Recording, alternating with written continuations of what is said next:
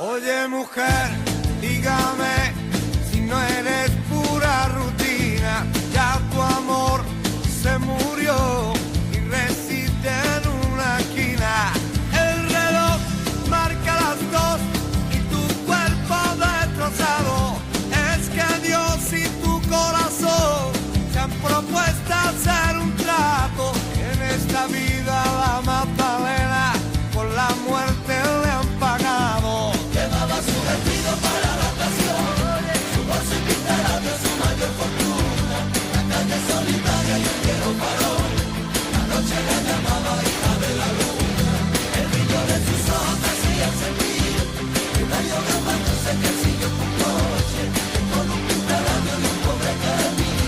Sería tu cenicienta con toda la noche.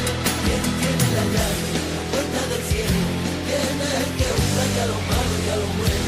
¿Quién tiene la llave, la puerta del cielo? ¿Quién es el que usa ya lo malo y a lo bueno? Ay, dígame, ¿qué hago aquí en esta puerta del cielo?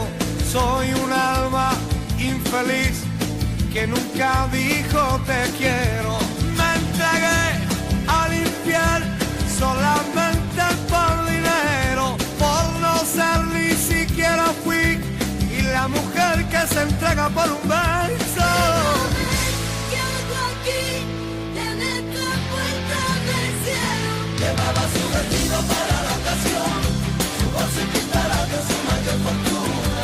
La calle solitaria y el cielo farol, la noche la llamaba hija de la luna. El brillo de sus ojos hacía sentir que daño grabándose que sigue un coche, con un pintarabio y un pobre carmín. Llega tu cenicienta por toda la noche. La noche va terminando, cuando va despuntando el día, por el cielo va caminando, en la soledad la compañía, en el silencio de aquella calle, le suena un sutaco lejano, en la pensión de la calle Pinto, que hacen su traje en un armario, una oración para la que peca, ya que el infierno la está esperando, y este puto reino para el inocente, que la utiliza nunca lavo su mano.